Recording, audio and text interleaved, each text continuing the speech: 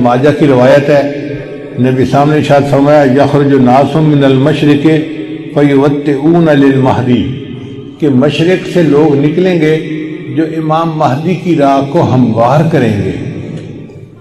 اب سعودی عرب کے مشرق میں تو ہمارا ملک بنتا ہے، اس کا مطلب یہ کہ جس کو ہم وادی سندھ کہتے تھے نا پرانا، وہاں سے لوگ اٹھیں گے۔ یہ پاکستان اور افغانستان کے درمیان کا ایک علاقہ بنتا ہے، اللہ ایمان والوں کو یہاں سے اٹھائیں گے اور پھر وہ امام مہدی کے آنے کی راہ ہموار کریں گے۔ بیت المقدس 3 مرتبہ فتح ہوا، ایک مرتبہ عربوں نے فتح کیا حضرت عمر لانو کے زمانے میں بغیر لڑائی کے، کافروں نے چابیاں ہی حوالے کر دی تھی۔ دوسری فتح پھر کردستان کا ایک نوجوان تھا جس کا نام تھا صلاح الدین ایوبی، اس نے صلیبی جنگیں لڑی اور کافروں سے بیت المقدس کو فتح کروا لیا۔ اب تیسری مرتبہ وہ پھر فتح ہوگا، اور ہمارا یہ گمان ہے کہ اللہ تعالیٰ یہ اعزاز پاکستان کے لوگوں کو عطا فرمائے۔ انشاءاللہ اس ملک کو اللہ نے بنوایا ہی اسی لیے ہے کہ اس ملک سے اللہ تعالیٰ نے ایسی فوج اٹھانی ہے، ایسے لوگ اٹھانے ہیں کہ جو دین کے لیے اٹھیں گے اور امام مہدی کی راہ کو ہموار کر دیں گے، ان کے لشکر کے فوجی بنیں گے۔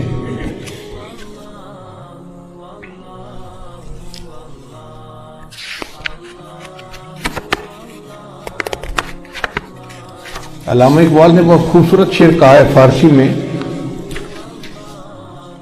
خضر وقت از خلوت دشت حجاز آید بروں۔ خضر وقت سے مراد امام مہدی۔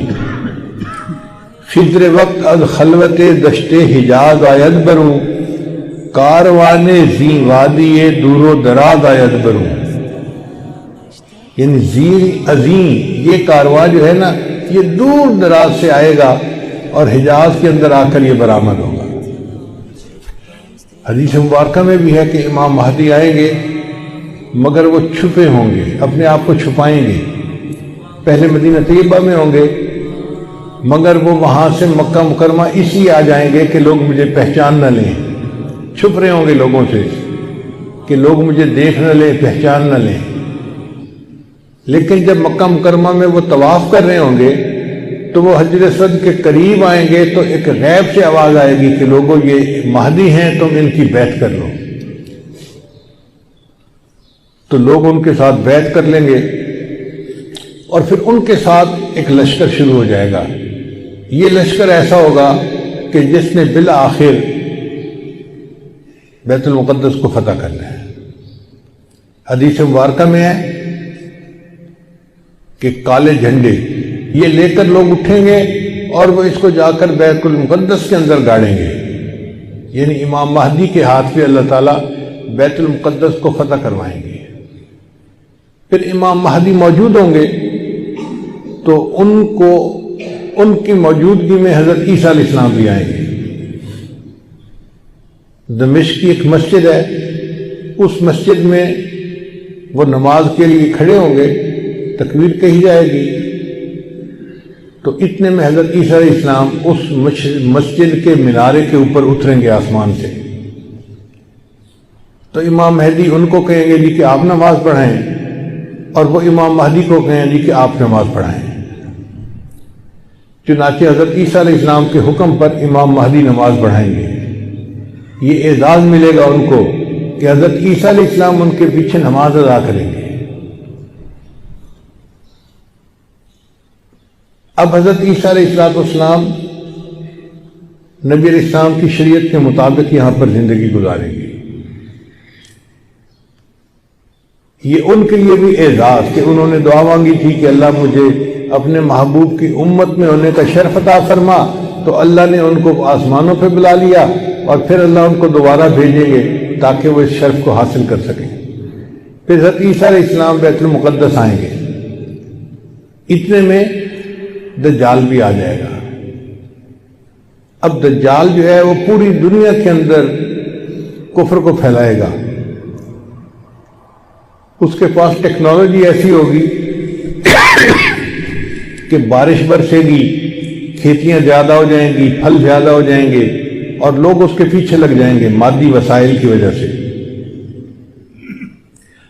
بلکہ حدیث پاک میں آتا ہے کہ اس کی پیروی کرنے والی عورتیں زیادہ ہوں گی، کیونکہ عورتوں میں مادیت پرستی زیادہ ہوتی ہے، چمک دمک ان کو زیادہ کھینچتی ہے، تو یہ دجال کے فتنے میں زیادہ گرفتار ہوں گی۔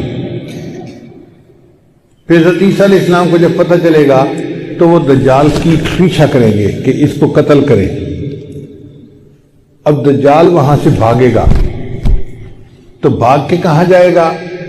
وہ اسرائیل جائے گا، اور وہاں پر ایک جگہ ہے، اس کا نام ہے باب لد۔ اس وقت بھی اسرائیل میں ایک ایئرپورٹ ہے، اس کا نام ہے لد ایئرپورٹ، شہر کا نام بھی لد ہے، اور اسرائیل والوں نے وہاں پر ایک دروازہ بنایا ہے، اس کے اوپر انہوں نے باقاعدہ لکھا ہے باب لد۔ 1400 سال پہلے نبی علیہ السلام نے فرما دیا کہ اس جگہ پر دجال پہنچے گا تو عیسیٰ علیہ السلام وہاں پر اس کو قتل کر دیں گے۔ بہت عرصہ میں یہ سوچتا رہا کہ دجال نے بھاگنا تھا تو کہیں پہاڑوں میں روپوش ہو جاتا، رشیا کے پہاڑ ہیں، دوسرے ملکوں میں پہاڑ ہیں، پہاڑی سلسلے تو بہت ہیں پوری دنیا میں، تو یہ مقام لد کا کیا معنی؟ بعد میں بات سمجھ میں آئی کہ لد کا جو ایئرپورٹ ہے نا وہ سپیس پورٹ بھی ہے، یعنی وہاں سے جہاز بھی اڑتے ہیں اور وہاں سے خلائی گاڑیاں بھی اڑ کے خلا میں جاتی ہیں۔ اس کا مطلب یہ کہ دجال یہ چاہے گا کہ میں لد پہنچوں اور وہاں سے سپیس شپ میں بیٹھ کے میں خلا میں چلا جاؤں، کیونکہ دنیا میں تو مجھے یہ نہیں چھوڑیں گے، تو میں یہاں دنیا سے چلا ہی جاؤں۔ تو اس کی کوشش یہ ہوگی کہ میں یہاں سے خلا میں چلا جاؤں، مگر اللہ تعالیٰ فضل فرمائیں گے اور عیسیٰ علیہ السلام اس کو اپنی فلائٹ لینے سے پہلے لد کے مقام پہ قتل کر دیں گے۔ پھر اس کے بعد عیسیٰ علیہ السلام بیت المقدس کے تخت پر بیٹھ کر پوری دنیا کے فیصلے کریں گے، پوری دنیا کی حکومت عیسیٰ علیہ السلام کے ہاتھ میں ہوگی۔ پھر عیسیٰ علیہ السلام صلیب کو توڑیں گے اپنے ہاتھوں سے، اور پھر یہود و نصارہ میں جو ان کی مخالفت کرے گا اس کو قتل کریں گے، حتیٰ کہ ایک ایسا وقت آئے گا کہ پوری دنیا میں ایک بھی بندہ غیر مسلم نہیں رہے گا، سارے مسلمان ہوں گے۔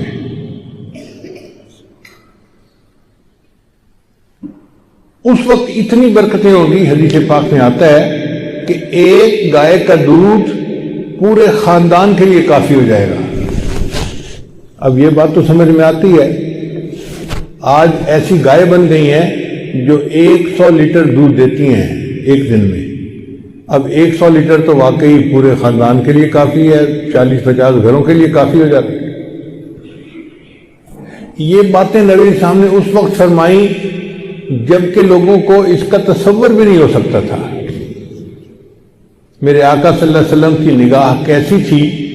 یہ نگاہ نبوت تھی جو بہت دور دیکھ لیتی تھی، کہ 1400 سال پہلے بیٹھ کر ایسی باتیں کی جیسے آج اپنی آنکھ سے دیکھ کے کوئی بندہ بات کر رہا ہوتا ہے۔ پھر عیسیٰ علیہ السلام فوت ہو جائیں گے، اور اس کے بعد جو بگاڑ آئے گا نا وہ پرماننٹ بگاڑ ہوگا، اور اس کے بعد پھر قیامت قائم ہوگی علی شرار الناس، ان لوگوں پر جو سب سے زیادہ شریر لوگ ہوں گے۔